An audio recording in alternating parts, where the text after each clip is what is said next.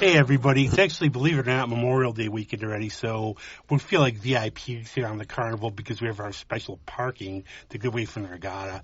And we're very lucky to drag Greg away. He's been up for 5 days straight listening to the Billie Eilish, so he's burned out. No, but I have had gigs since Wednesday. And he might leave early because he got to listen to Billie once again. But so, for Memorial Day, I was just strolling down East Avenue. See, I pay attention to lyrics and songs. And I heard these sweet sounds coming out of the little. I'm like, wow, I think these would be good guests. So I did our usual thing where I laid out the cookies from East Avenue, and they followed it to come to the studio. And like, who are you? I'm like, well, I just be on a podcast. We'll give you another cookie. And so we're very thrilled to have Erin and Ross here. Hey. We're thrilled to be here. It's delicious. So, thanks for those cookies. I try to mix them up. You know, I did Thin Mints this time.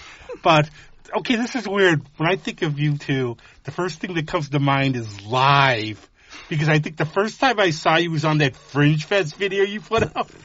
Oh, and I think you said live like 15 times. We did. That was during COVID. Yeah. And the Rochester Music Hall of Fame had asked us to do something. And so the whole idea was that we were going to have this live show. We did a whole promo in our house, and it was like Erin Ross live. And it was actually recorded. But it was recorded live. We didn't do edits and stuff on the show. So, yeah, that's right. We did that. It was 2020. I used to get a kick. I would have, like, you know, I tried to make the best of a bad situation. I would have my calendar and I have all my friends' home concerts all week. And I'll give you credit because, like, okay, I won't name names, Katie Moore, you. But some people, you would see them play and they would be on the ceiling. Oh, I see. Yeah. You know, but you could hear the sound and everything. But how did this all come together for you? You want to start or you want me to? Go for it. So, this August, it will be 6 years ago.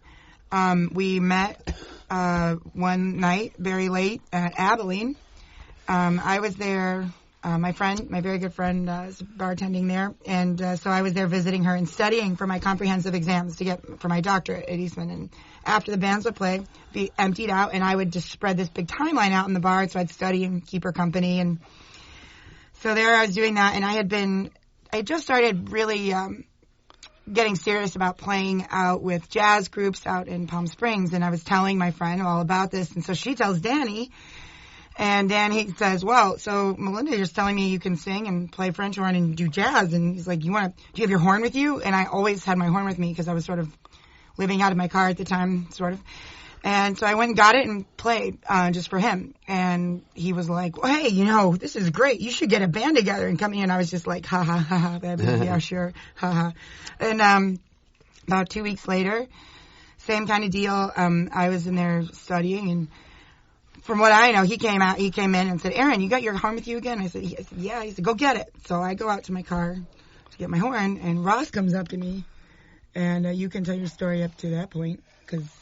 Yeah, so Danny, I'm sitting there having a beer. It was late August evening, about 12 o'clock at night, and the place was emptying, and it was a few days before Memorial Day. It was like the Saturday before Labor Day. It's always fun to drink with the boss. Yeah. And I was heading back to Nashville, which was where had been living for 30 years, the following week.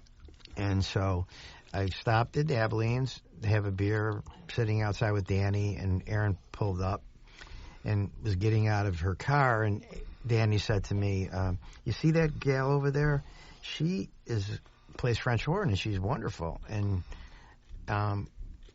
she's going to play tonight. And I said, really? And I just got up and I just walked over and introduced myself to her and told her about my affection for French horn, which back in the 80s, working for the J Brothers, HBO stuff and music for the Olympics, we would record the Philharmonic people, and I fell in love with French horn. So I went in and introduced myself and asked her if I could sit in with her, if she was going to play. And so she said sure. And so, because I had no idea what I was going to play. So I got my guitar, and we ended up playing about 7 or 8 songs together. Wow. That night, and then it was really good, and we kind of knew it was special. And after that, I said, I'm going back to Nashville, like, in 5-6 days. Do you want to see if this was an accident or was real? Maybe do a show. Talking to Danny, and this place is open on Thursday. This was Saturday night. Want to do a show on Thursday? And she said, sure. And so we had one rehearsal, and we did about a 50-minute show, and the place was packed. Danny invited a lot of people, and we've been together ever since. But he didn't really go back to Nashville. Didn't go back to Nashville. We've written like 60 songs together. And Wow. I can't say enough about Danny either. I just can't. He's wonderful. But I mean, my story about Abilene's a lot different. The first time I went there, I think it was Greg Townsend playing. So I'm like, where's this place? So I walked the wrong way. I know, right? Then I get like self-conscious and stuff because I'm walking toward Abilene. I hear this behind me, some guy going, sir. I'm like, oh, this guy could ask me for money. He thought I was a homeless guy who came up to me trying to give me $5. So it's a little different. All the way around. But I think also there was a good point you made because sometimes the night is perfect and it just hits. But then to continue on, it's still there. The magic's still there. Yeah. It was serendipitous. And, Erin, I found out, she's got that great songwriter quality that, all the really good songwriters that I've come in contact with, they're just courageous. She's fearless. And so the fact that we did a show, just a couple days later with one rehearsal, and it was wonderful. So I think it's good to have like that anxiety and nervousness, though. It feels, and I'm a firm believer in serendipity. There's like a story I'll use. Charlton Heston, whatever you think of him, his big break was in The Big Top, and how did he get the role of ringmaster? He was a bit player on the studio. He was waving to the guard to go in. Cecil B. DeMille saw him and go, that's the guy. Yeah, and I firmly believe in that, though. I think it's like something in the universe. If somehow you could find yourself there at the right time. Yeah, and then say yes to it, and then be willing to do the work that it takes to see it through. And it seems like it comes together organically. You don't really plan anything. I mean, you could be a bluegrass band for all I know. It's just the sound, because I really can't describe your sound, Greg. It was sort of like 40-ish jazz, little of this, little of that. I try to tell people. Yeah, it's cool. I think it's awesome. I think I try to tell people. Cabaret. It's almost like going cabaret. It's like trying to go. It would be like a place I would find after midnight, going to a club and listening with the dark lights. And I always try to use that like for certain bands I know, like my good friends in Mighty High and Dry, some others. What's the music? I use the Dizzy Gillespie thing. There's good music and bad music, and this is really good.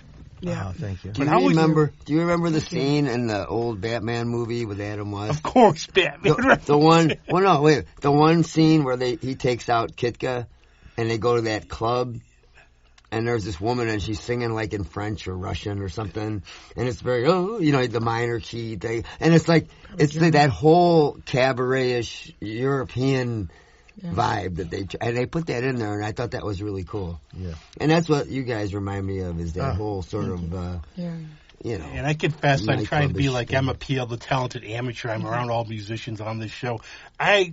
All I could think of is the French horn looked like a big Danish. And I never wanted to ask anybody, but when you said it on Friday, it's the French horn. It's like, now I know. Because I watch out with people like friends of mine, because like the one time, giant Cinnabon. like with Mark Bradley, I'm talking to him about Miles Davis, about the horn, and he goes, no, trumpet. Well, excuse me. Oh, that's interesting, because normally I'm the one that has to clear, because everybody calls everything a horn in the jazz world. Right. Get your horn, get your, and it's interesting because the French horn community decided, I don't know, maybe 10, 12 years ago now, that as opposed to it officially being called the French horn, it's going to be called the horn, because it's not French. I mean, there's no good, if anything, maybe a German horn, but none of that is really accurate, so they just decided to call it horn.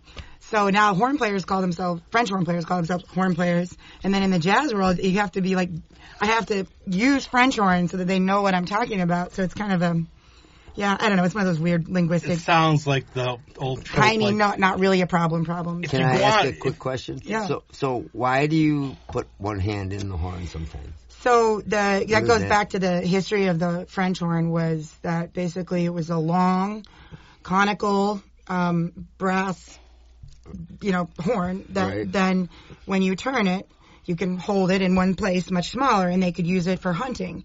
And then, so it was just in one key. So it would be a certain length, and that was the key you're in. You're in the key of C or D or E or whatever the length of the tube. Right, okay, yeah. So what happened was, as time progressed and they really liked the sound of a horn because it's different, because it's conical, it's more mellow, it reacts very well in the human ear. And they started playing it in ensembles and inside the court, not just using it for hunting. And over time they found that if you put your hand in the bell and you cover it, it raises or lowers the pitch a half step.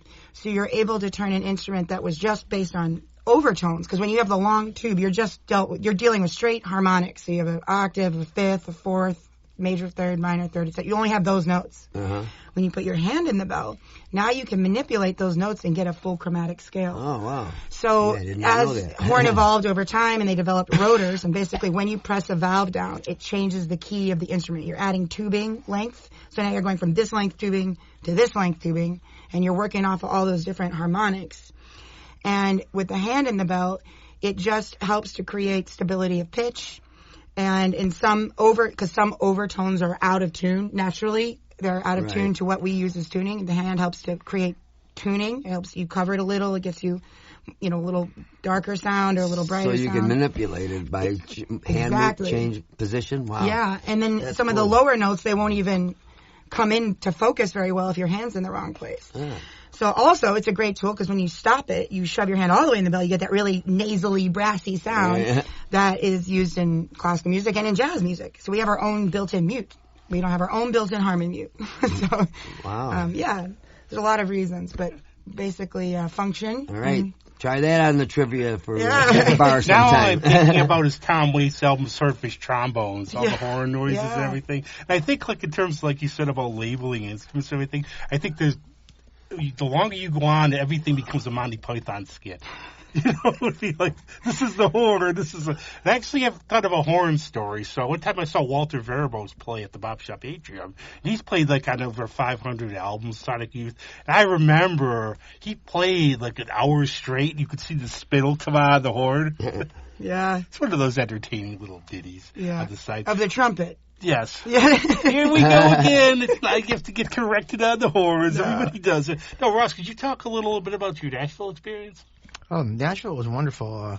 It was, it's the songwriting capital of the world. I mean, it's fantastic, and the musicianship there is over the top. I say it's like spring training in baseball in Florida. I mean, everybody who's in Nashville who went there to play music is the best in their high school, and in the level and the depth of the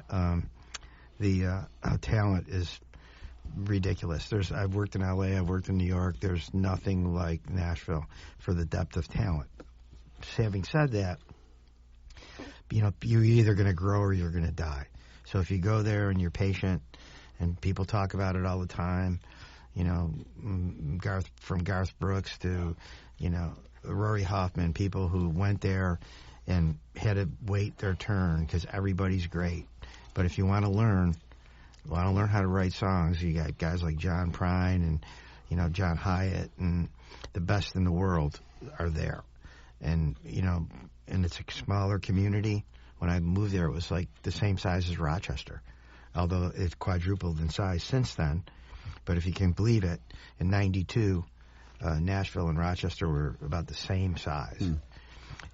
And it just was a rich experience for me. And I loved it. I got to do 5 records there, and got to have relationships with some of my heroes, in the music business. And I loved it. I think a big thing in life are 2 components.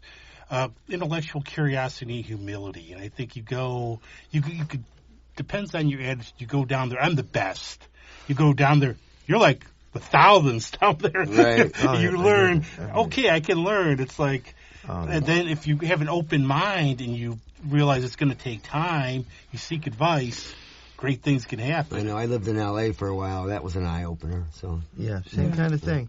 Yeah, and I found that, because everybody's so talented there, people who are already established were more attracted to the person in the room who didn't talk, and the person who went down there and, just tried to push their way in, they didn't go very far. Right. Too pushy. Yeah. So one thing, too, I always thought, I mean, you can correct me if I'm wrong, but it always seemed like Nashville to me is if you're an older player, you can actually still get somewhere. Yeah. It's not an age like L.A., well, you got to be this, look the way you look, you got to be this type of, right, personality and physique and whatever, but Nashville doesn't seem that way. No, it wasn't, and as time goes on, Nashville, well, let me just say this, Nashville is a different town than it was in '92. You're absolutely correct about the honoring of the age thing, which they do. And I was probably about 10 years late on the established thing of songwriters wrote the songs, and George Jones sang them. Right. Yeah. He didn't write them, he sang them. Yeah, the writers and the singers. Right, yeah, the writer. And everybody, the producers looked for the best songs for the artist. But now that's changed because it's such, even more than it's ever been, it's such a celebrity-driven medium now that that's kind of changed. But still, if you can play, and you really got something to offer, you'll be welcomed anywhere, I think. Whether it's Rochester or Nashville or wherever, there's no shortage of talent here in Rochester, and I tell people this all the time. It's like studio players who've spent like 25 years doing a morning session and an afternoon session, and they get paid to make up a part, let's say, right? Well, they've been doing it for so long. There's not a lot of people in Rochester who do that because they don't have the opportunity to do that. Right. Record original material every day, twice a day. You put on the spot. In Nashville, and I'm sitting with you and Andy in the other room, guys who work on original material, But in Nashville, there's thousands of songs being recorded every single day. Right. Every day. You're creating all the time. All the time. You got to be, your synapses are going all the time. I don't think people understand that unless you follow music, too. Songwriters wrote songs. I think Willie Nelson, I may be wrong, I think he wrote Crazy. Oh, you did? Yeah. He wrote Crazy. And there's a scene in Your Cheating Heart I always laugh at. It's like when Hank Williams goes and they go, okay, I'll give you go in here for an hour to write a song, and I'll know you wrote it. There's an interesting. Well, there's a great documentary, and I can't remember the title. I'm embarrassed, and maybe now you're on the podcast because you sound like me. Yeah, we'll find but it. it's about Hank Cochran, not to be confused with the other Cochran, the Bruce. Wayne. Although they did play together for a while, but Hank Cochran decided to go to Nashville and be a songwriter, and my friend, our good friend Erin and I, did a documentary on him. It's called it's right on the All Begins with a Song or something. I think that's something like that. Anyway, he's the guy who got Willie Nelson his deal. Wow. Yeah, he had a publishing deal himself, and he met Willie at a Tootsie's guitar pull, and he played a song, played another one, and he said, "Well, do you have a publisher?" And Willie said, "No." And he goes, "Well, if you go out to Hendersonville, where my publisher is, I think I can get you a job." And Willie was like, "Well, I need $150 a week because I got a family there." And so Hank goes out to his publisher the next day and said, "I got this guy coming out. You should sign him."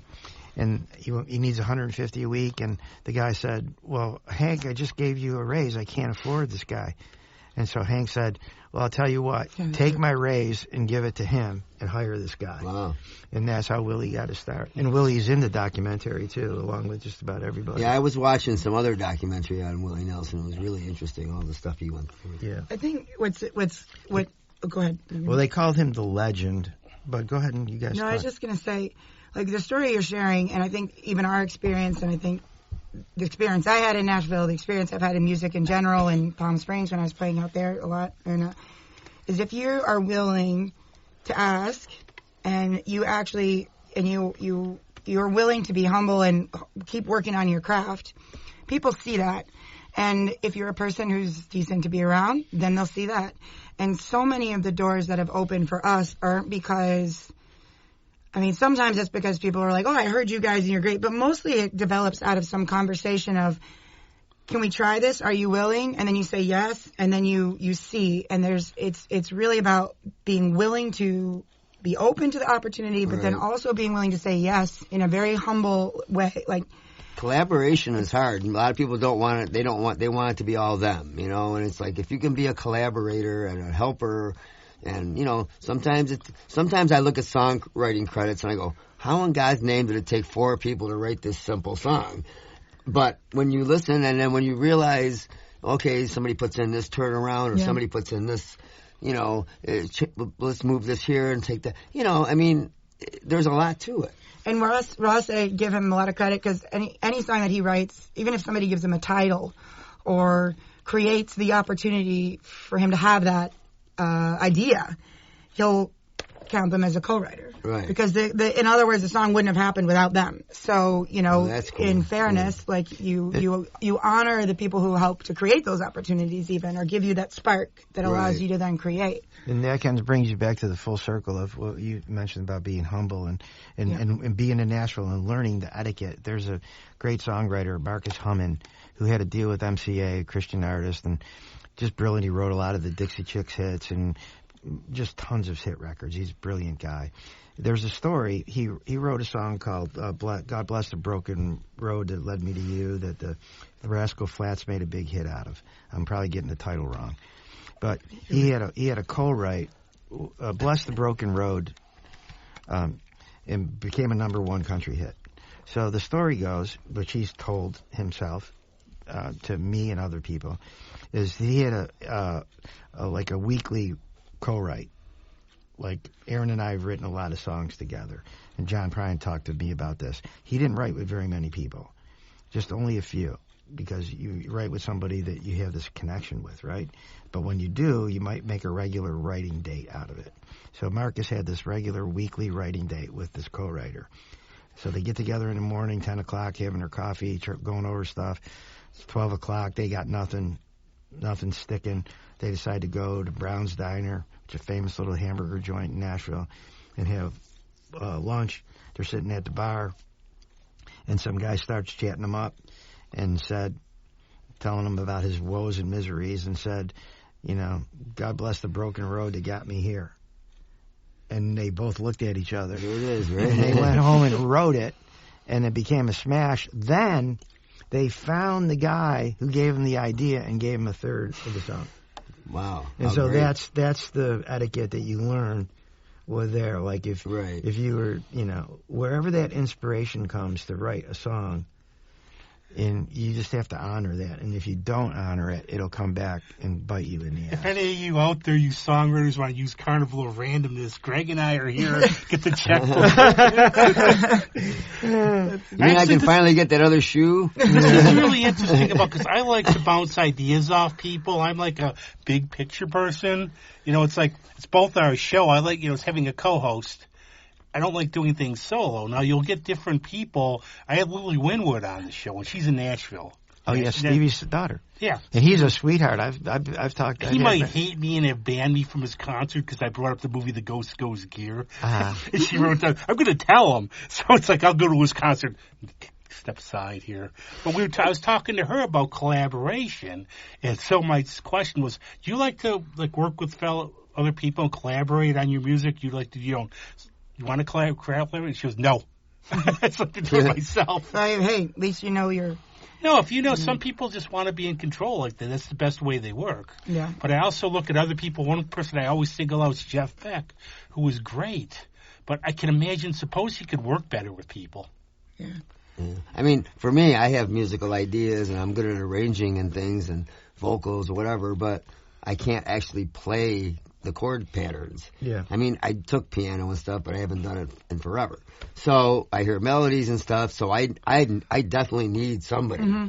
I have to have somebody alongside me to work stuff out. Yeah. I think this is a really it just struck me, like, thinking about composers or music like Beethoven, who would just lock himself in a room basically for weeks on end, or Mozart. I mean, it's easy to, like, there was no, or Bach, who wrote a brand new mass every week and all the additional material. I mean, just so much material. And, they weren't working with other people.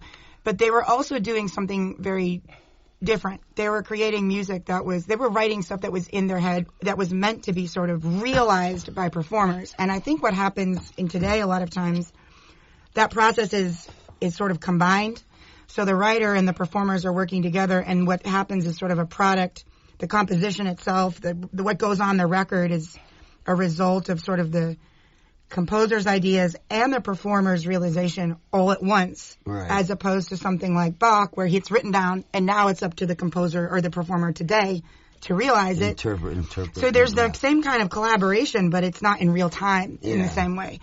And certainly when we did our record in Nashville, I mean, those guys, we went in, we had ideas, I had ideas, we had some melody, we had chords, but what they did was they brought their own life and energy and spirit and stuff to it in a way that I was going to say, like, magic. the role of the producers and the session guys. That's a whole other part of it. That's why you hire these great players. And there's the cliche is, if you want to make a record, hire people who make records. Right. Know? And so that's what they bring to the table. You know, and that goes back to George Martin bringing in people to play on Beatles records or whoever. Right. Because they know how to fit things together. And the Wrecking Crew playing the Beach Boys records. Oh, but before I forget, while we're on the Hank Cochran documentary is called Living for a Song. So if you're a songwriter and you want to get schooled a little bit, and there's so many, from Elvis Costello to Willie Nelson and Brad Paisley, and they're all talking about this guy, legend, Hank Cochran. So Hank Cochran, Living for a Song. Okay. That's awesome. The other thing, too, one of my favorite books is Lives of the Great Composers.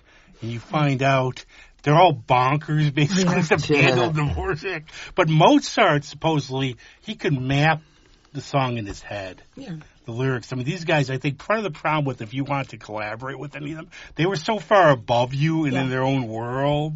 Yeah. But let's go back to you two. And what were the dynamics, and how did, when you started making music, you said you recorded, how did it go? How did it all come together? Wow. Well, in the beginning, it was, what I remember is just kind of this, I don't want to say it wasn't a void, it was just like this giant open curiosity and sort of hope, because what I was wanting to do at that time was, develop my horn playing, and I'd always loved singing, but like that was not I was not thinking of myself as a singer, but to perform, and then working with Ross opened this door of like what was possible, and it was so much, it answered so many of the things that I wanted to do musically, that in the beginning it was just kind of like, yes, let's try that, yes, let's try that. And let's see what happens. And Ross says this all the time. Like, we're still sort of doing this, like building the rocket ship on the way to the moon. I mean, it has evolved, certainly, in a lot of ways. And then falling in love and living together adds this whole other dimension to things, which is complicated, but it's all part of it. So, I mean, that was the beginning. Was just and I think that's another thing about the experience of, going to graduate school of songwriting in Nashville. I had the ability now to, I don't want to say ability. I had the instinct to say, this girl's got something here. Yeah. She could be a songwriter. And I gave her a little rope, and she, took it. I think that, I know what I was going to say. The fact that I didn't ever think of myself as being, I didn't think there was a place for me in the pop world in any sense. Like, I have a very classical education. I wanted to, but I didn't see it happening. So I was so naive to so much of the pop music world that it was kind of like, I didn't have any holdups. And Ross was a really great mentor and was very encouraging.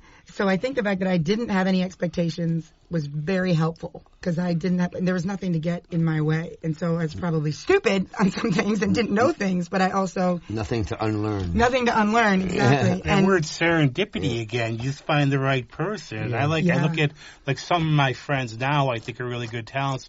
I just discovered them by accident, or people important in my life. But I remember I'll never forget talking to Jeremy Grace, my good friend who plays for Adrian and Noon, Groveland Station. conversation, and he goes, you know when I met you, it was in Abilene, and I'm going, who's this guy talking about Rousseau in Abilene? This guy's different. You know, where it's just something, it's like, okay, there's something special about this. There's a connection. Yeah. Right. You do know any Billie Eilish still played for them. Yeah. It's a running joke like on the Billie show. Eilish. Okay? Yeah, it's our little private joke. Yeah, But, you know, one thing, I bring this up before, but is my own situation being a drummer, and I play with a lot of bands and stuff, and everybody's like, how do you get all these bands? Well, I answer the phone, and I just say, okay. But, you know, the thing is, I'm not there to impress drummers. I try to play to accommodate songs, come up with cool parts, and the other people, the guitar players and the keyboard players, and say, man, this guy's awesome. He's in the pocket. He stays out of the way. Blah blah blah blah blah. So, to me, that it kind of relates to this what you guys were talking about. Yeah, and you, 100%. And you would flourish in Nashville with that attitude. And you know, all the drummers, and I'm a drummer locked in a guitar player's body. I love playing drums. And my first gigs in Nashville were as a drummer because I was a songwriter. Right. And I would stay out of everybody's way. You know? Don't tell him that. I don't want him to leave here. I'm not going. You know, and let me take that back. Staying out of anybody's way, that we use that all the time. I don't like that term. But what you do is you're there in service of the song. Right. And you weave around parts, and you can find things like Steve Gadd's good at it. Like in the jazz world, they call it dropping a bomb while you're doing the rides. Right. You know, if you can put a cool little thing in where it seems to fit, and people say, hey, that's all right, then you keep it. Right. But you just don't go nuts and play all kinds of... You don't play every lick you know all the time, you know? Well, I love what you said, and I'm going to use it, and I'll give you credit for it, is you're not there to impress drummers. You're there to play the song. Yeah. I get 10% of anything from the show from this boy over I think, there. and if everybody comes in with the attitude that we're all there to do service to the song, or to the music, or to the experience, then that's the key. Like, that's it. Like, if everybody, I would like. I'd like to talk to some people who've seen your shows. It would always be like a blind person with the elephant in terms of what kind of music it is. Because I actually was thinking something that's brought to mind. You'll never get this analogy. Bill Murray. Try me. Bill Murray. Okay. Because about 5 years ago, he did this old Americana folk, which I was at, and what he would do, he got this. Unfortunately, I can't remember the name of the musicians. He came to the Eastman, and he would read like a Civil War letter. Then they would do a song. And that sort of reminded me a little of your type of music, some of it. Interesting. Yeah. Interesting. I would say it's literally, I can identify pulling from 20s swing, 30s swing, 40s, big band era, Miles Davis, all of the small combo stuff, and progressive jazz in the 50s, and then progressive rock in the early 60s, and the horn bands, and on and Beatles. I mean, I can Leonard Cohen. I can identify specific things I've stolen or been inspired by across, and then classical music all the time. I use, Puccini's chord progressions, and, there's things where if it's in you, then you're allowing it all to swirl around and mesh up, and then what comes out is what's needed in that moment. And so it really, we've struggled with this from the beginning, is what people have asked. The most hated question is, what genre is your music? And it's like, you tell us, which is how we came up with A New Kind of Old, because it was the only thing to sort of describe I'm just laughing. it. Somebody's going to come up to you with it. That was the best K-pop I've ever heard. Yeah. I don't know if we pull from that. And I was telling you after the show, too, summertime, for me, it's Miles. Yeah. That's my favorite. Yeah. You did better vocals than he did, though. That's very sweet for you to Thank say you. that. Yeah, we But played. it's like, go on. We played that the first night we played together. She did Summertime, and I did Slanted Perception, and we meshed them together. Yeah. So we love doing that. And credit to Miles Davis, because he used a horn player a lot, a French horn player a lot. And there are some great jazz horn players out there. That's just not typically. They never get solos typically. They're not the instrument that you see. But he really used them. I mean, he used them a lot. And I always make a joke, like one day there's Miles Smiles, and it just recut the whole album with horn solo and call Smile Miles. But to your point, you pull from everything, and I think we met. I mean, when you look at us, the odd couple, it's like we're 30 years difference in age, and I come from a rock and roll folk background, and she's from a classical background, but we kind of met at the Count Basie thing, you know, and Sinatra. Sinatra live at the Sands. Yeah, and then realized that we have really more in common than that, you know. So anyway, I would say, actually, I Both said knew one the whole time. record like down. I said one time, my friends are putting on a punk show, and I send one of them a message, and I go, I hope I can make it. I'm going to a ballet before this. There you go. And I used to describe myself, you would see on my bookshelf, collected works of Mark Twain, the collected philosophies of like Nietzsche, then my Three Stooges box set, and my comic book graphic novel, and my Batman. Yeah. That's sounding a lot like my bookshelves. Yeah. The eclectic Yeah. tag goes on you. Because I always say I'm not mainstream, I'm lowbrow and I'm highbrow. I mean, the stuff we talk about for movies and stuff out here. Oh my God, yeah. I mean, my sense of decoration is just stuff I just acquire. Yeah. It's like I'll just put this up here and put that up there and a mask or familiar. beads from a gig or whatever it is. I remember one time I worked at this gas station, right? And we used to get big promo things, and one was a coffee special they had, and of course they had a big giant cup of coffee on the poster. So I grabbed a couple of them, I cut the coffee up, I put it on the wall next to the coffee maker. So I got this giant, 2-foot high coffee cup. But I like to sort of, I don't know, that's me. It's like my little pop art Andy Warhol thing, working. As I always say, if I'm never in fashion, I'll never go out of style. There you go. But let's talk about your album, which drove me crazy for half the week to make sure I didn't mispronounce a new kind of old. Tongue twister there. You talk a little about this? Sure. What about it? Like when you made it, whatever you want to talk about. I don't care. The art. First of all, the artwork on the album is Erin's, and it's beautiful. I love it, and she worked very hard on it, and it's a little logo that we have on it in the front, so I'm proud of the way it looks. The way it sounds, I'm very proud of it. We cut it down in Studio of Nashville, and it's a friend of mine who I worked with on my last 2 solo records. Brooks Sutton. Brooks Sutton, and he's in partners with the Wood Brothers, and so they own that studio. So when I decided to go to Nashville, and Erin agreed, let's go to Nashville and cut some of these songs down there. I had the posse that I wanted. I called up Brooke and I said, look, I got to have, Chris Walters on piano, and I want Rory Hoffman on guitar, and, this guy on drums and this guy on bass. And I said, I want this bass player. Anyway, he made one suggestion on bass player. But I had this team that I was very confident in, and a very confident studio, and so it was the culmination of 30 years of experience of me producing jingles and whatever. It's like you get the right people, you get the right material, and you show up with the donuts and get out of everybody's way and let it happen. And it did. The donuts being most important. Yes. Yeah, that was a cool experience too. We had booked 2 days, I think, originally. Yeah. And and just the musicians on that record, I just was so amazed. I mean, Zeb Briskovich and was playing bass, and then John Ricks was playing. Yeah, the drummer for the Wood Brothers, and Rory Hoffman, who's the most brilliant instrumentalist. If you guys have never heard of Rory Hoffman, look him up. It's just amazing. He's blind from birth, and he plays everything as a virtuoso. Yeah. And so he's, now like sought after by everybody from Ringo Starr to Rodney Crowell to Ross Felzone and Erin.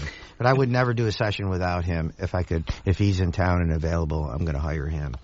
And they're all really lovely people. And talk about being in service of the music. I mean, it was like there was no ego in that room. It was just all this joyful, how do we make this sound like this? And so out of that, like we did, and Greg actually came and we have some video footage of that we need to edit up and put on our website because we actually recorded.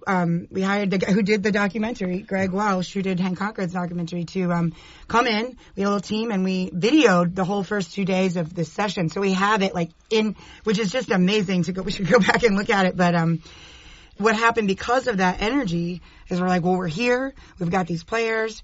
Why don't we go ahead and get horn parts on this? And why don't we go ahead and, do this and this? So then we, Brooke made some suggestions. We found these guys who wrote the horn parts. We got the horn parts written. We recut it. So we ended up at 4 days in a row in the studio. Yeah, so we made the record in 4 days. And then came home and, did some stuff at home. Yeah. But Yeah. it was mind-blowing. It was, and once again, just the way that people choose to work towards that goal. Back to what you said about drums. Sorry, Erin. Yeah, no, go ahead. Back to what you said about drums, your service of the song, Right. that's what these guys are. Yeah. And also they're fun to be around because you learn that really interestingly enough in Nashville. One of the things, or LA where you worked with, there's so much talent around. You don't have to work with somebody who's a jerk. Yeah. Right. So, Right. we all have, we don't want to mention any names, but we all know people around who are Again, great. I want him on my show. Don't mention the jerk name. Yeah, the great musician who, nobody wants to be around him, or Yeah. her, Oh, yeah. I know a few of them. You mentioned, I think, I can't hammer this in enough, chemistry. And, okay, I got a bit pedantic on this Facebook. You don't want to go with this stuff. There's a meme going around. It's just Mick and Keith, and then it's got Ringo and Paul. So I commented the one time, I go, whoever did this doesn't know anything about music. Yeah, they might. I mean, it's about chemistry. You don't know how they'd be together in a band or Sure. anything else. Absolutely. Then I'm going, why are you taking it so seriously?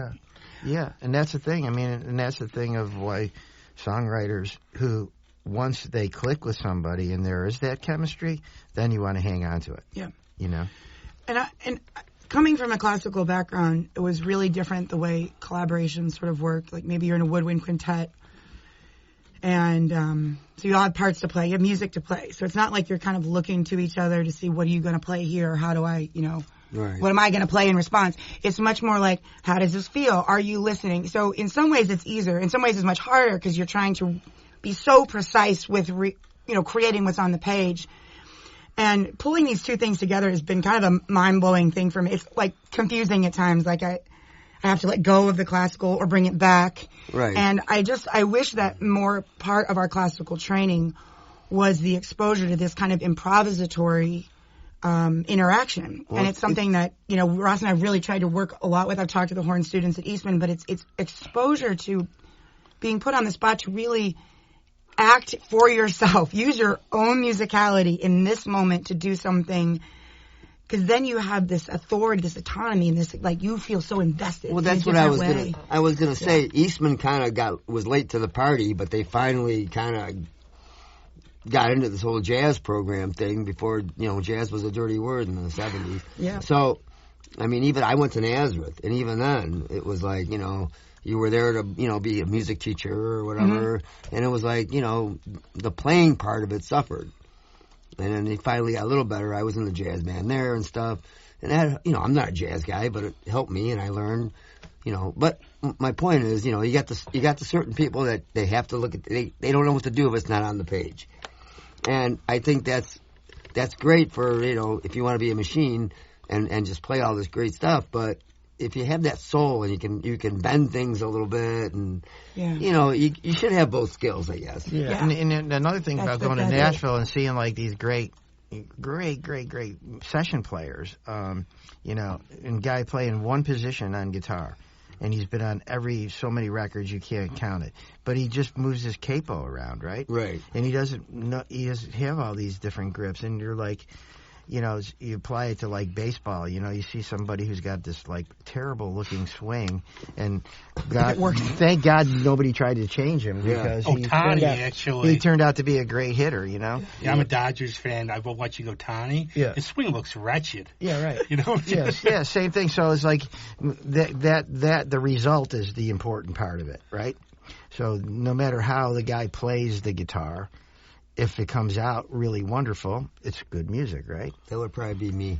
Yeah. It's always like I always say, one of the persons I admire the most in music is Tony Levin. And I don't know him, but I met him enough like where he would see me, we'd say hi and everything. Mm-hmm. But he comes off as just, such a gentleman and so humble. And I remember the one time I go, Tony, I push you up through Jacobus stores. Not in that way. I mean, as a musician. Yeah. He's like, don't even put me in that category. It's much better than I am. Yeah. It sounds like something he'd say, Yeah. Humble. But there's like the little interesting side note about Nashville, too. And I found something like this in New York City where I would talk to friends down there. There's like a hierarchy thing, though, where like you'll see these people, musicians on the road. You don't go crazy and run up to them. Like if you see like a one of my friends is huge about Reba McEntire. Said, I saw Reba McEntire. I so much wanted to go screaming up there, but I just didn't.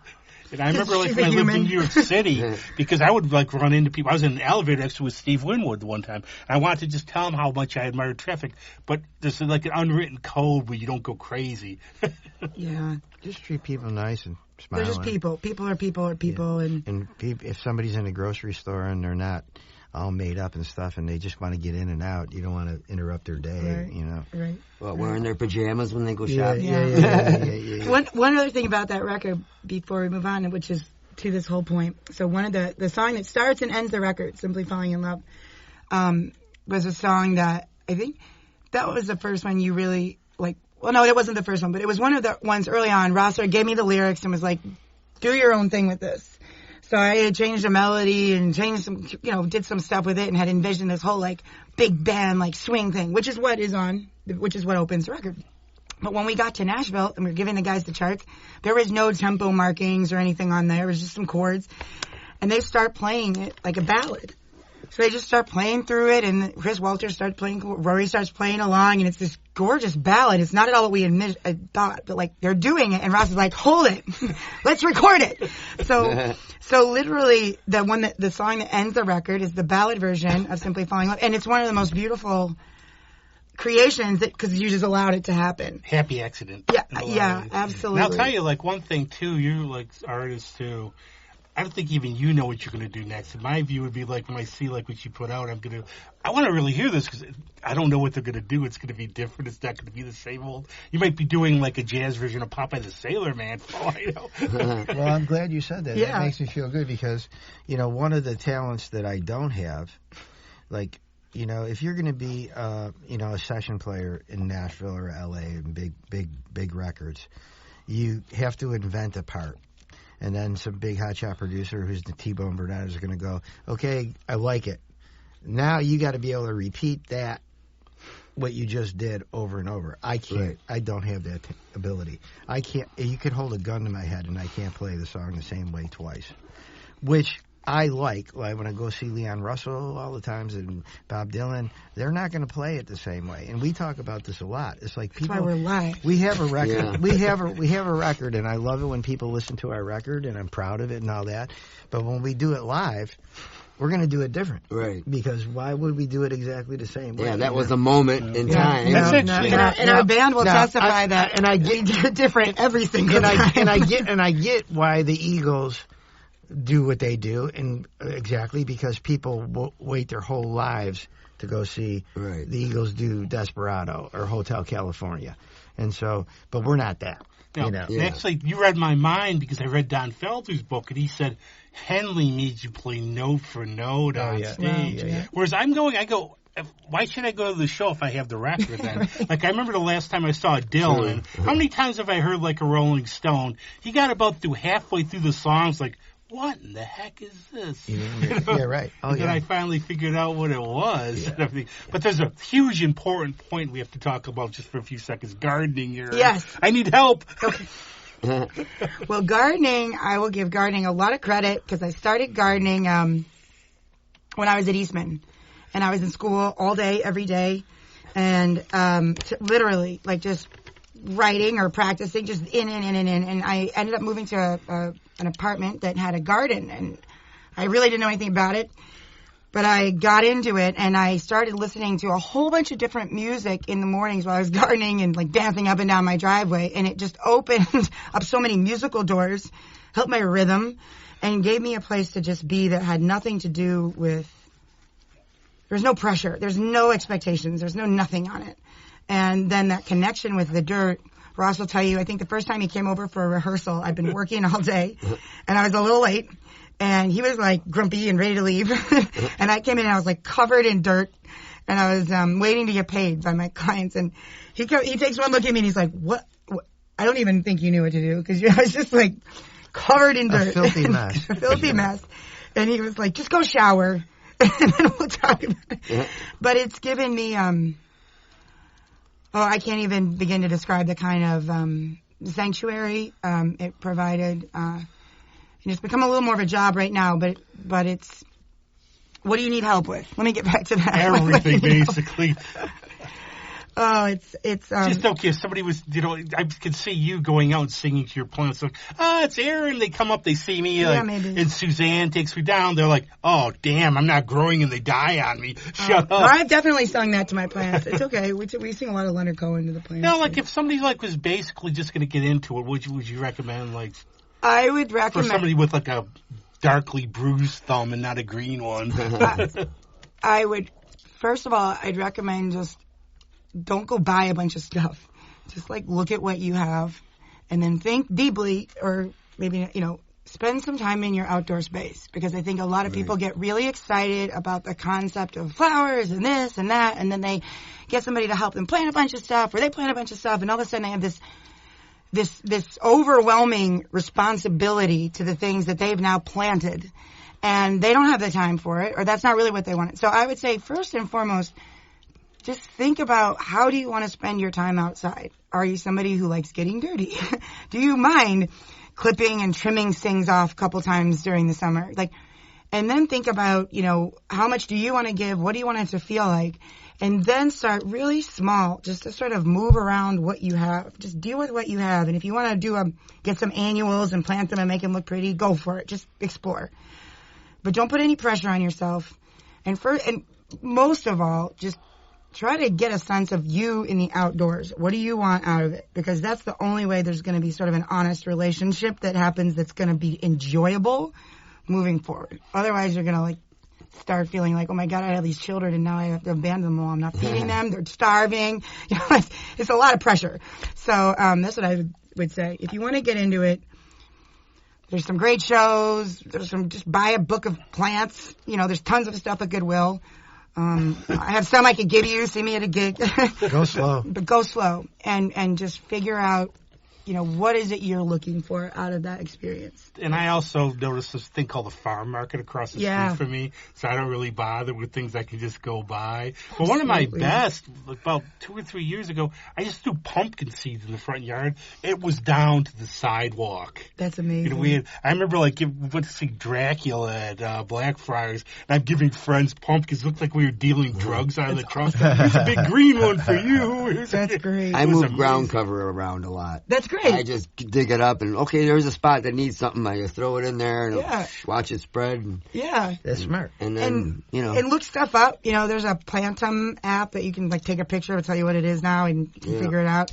Don't, look for things that might be poisonous to you, but otherwise, have fun. It's weird. Enjoy it. In my yard, I don't know how this happened, but, every year I do a little more in the backyard or in the front. I pick a corner, or I pick a bed, and I weed it, and but every year I put a couple things in, and then year by year, you watch the ecosystem change.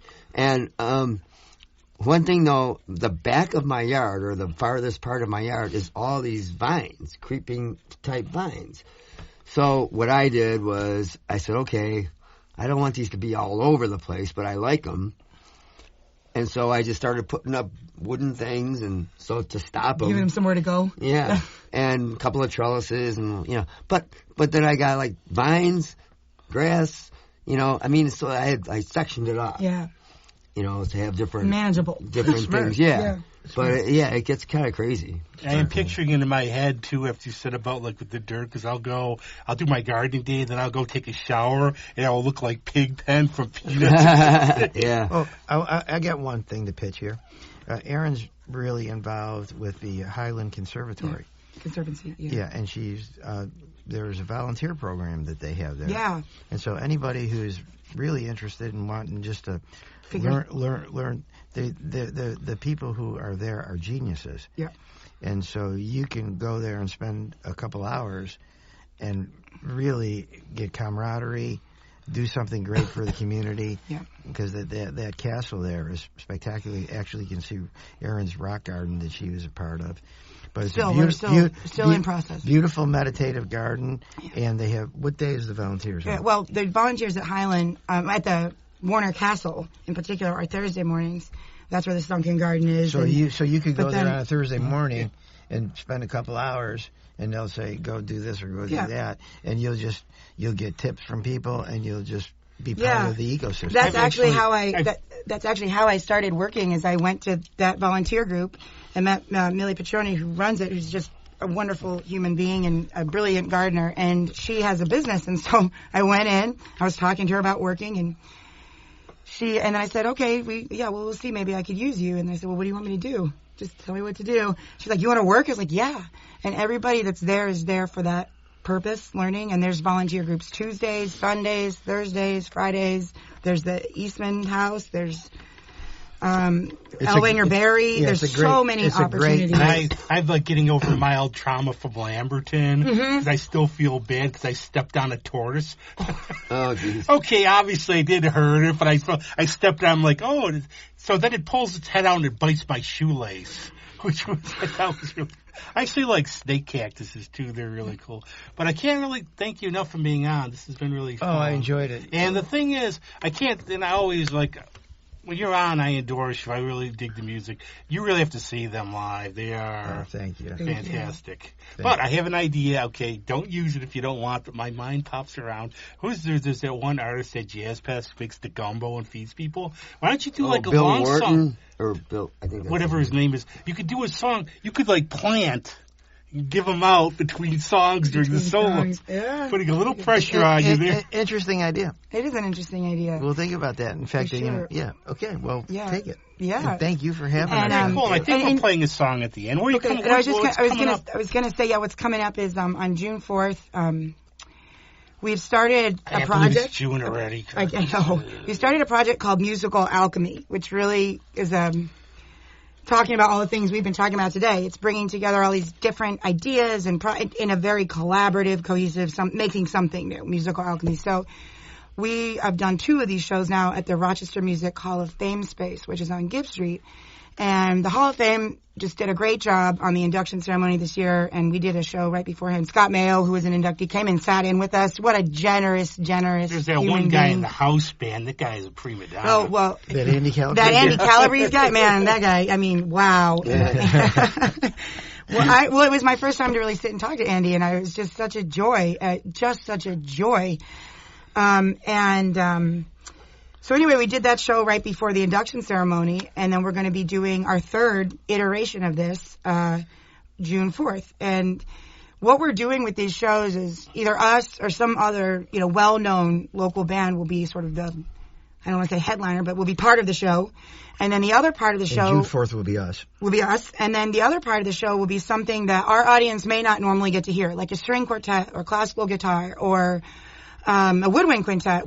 We had a French horn player from Eastman. Janelle came in and played a French horn solo. Great job. And then we had a jazz trio from Eastman come. So it'll be something that our audience doesn't normally get exposure to, but that they will get exposure to. And then hopefully if they want to hear more of it, well, Eastman's full of free music all the time. Right. So it's really bringing together these different voices in the community to be able to hear each other and get to know each other in a really comfortable way. So, not giving anything away yet, but come June 4th, and you can see what we're doing. We'll be doing there at the Rochester Music Hall of Fame space. There is a lot of free stuff out there. I mean, pay your musicians. Yeah. But like I saw Ben Crew play at Nazareth, and I was talking to him afterwards. Yeah. That you get to the point, I'm like, when did you start playing? Oh, 3.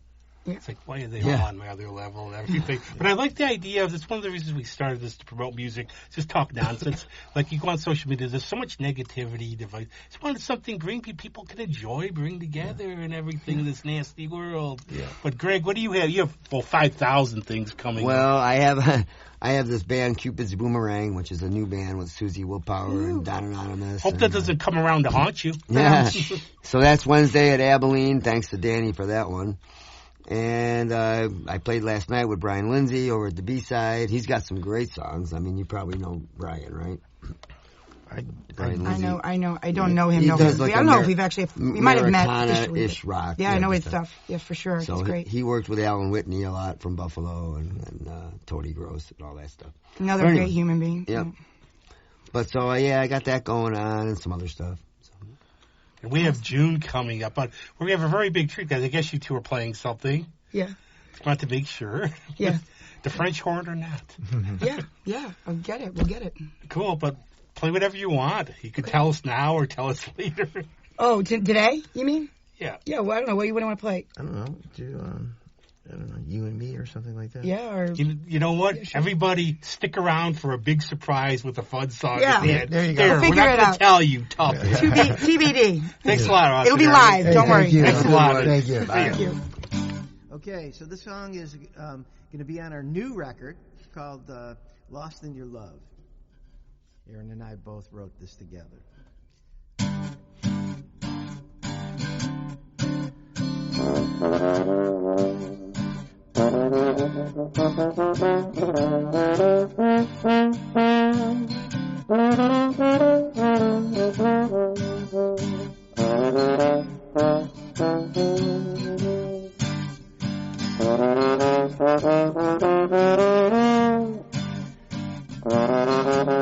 Got one foot in and one foot out. My life is full of doubt. What the hell am I thinking about? Baby, I'm lost in your love. I don't know, I'm just so confused. Can't figure out which pill to choose. 'Cause your offer is sweet and hard to refuse. Now baby, I'm lost in your love. I'm running around in circles. The walls are closing in.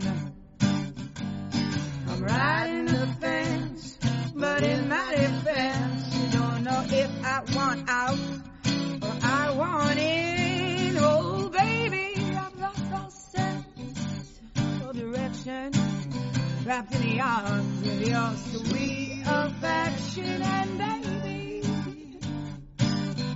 I'm lost in your love.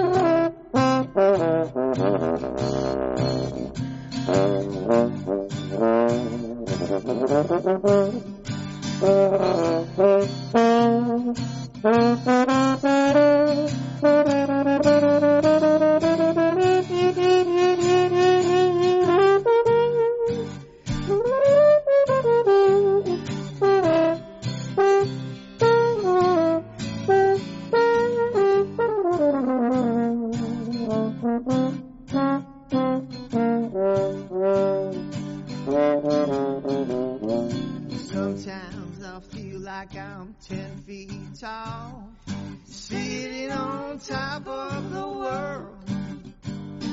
Then I feel as low as a heartbreak can go. I said, baby, I'm lost in your love. I see, I got a fever, I got a chill, I've got this need that just can't be filled. 'Cause I'm tired of wandering, but I can't keep still. 'Cause baby, I'm lost in your love.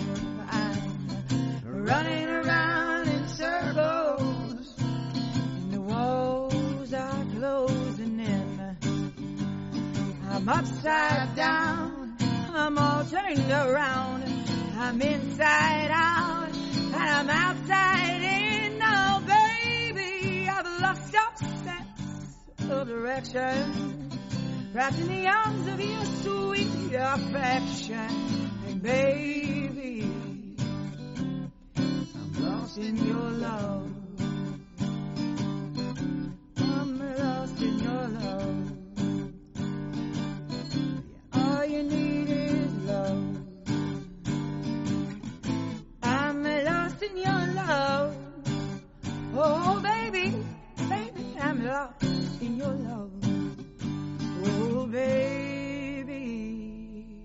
I'm lost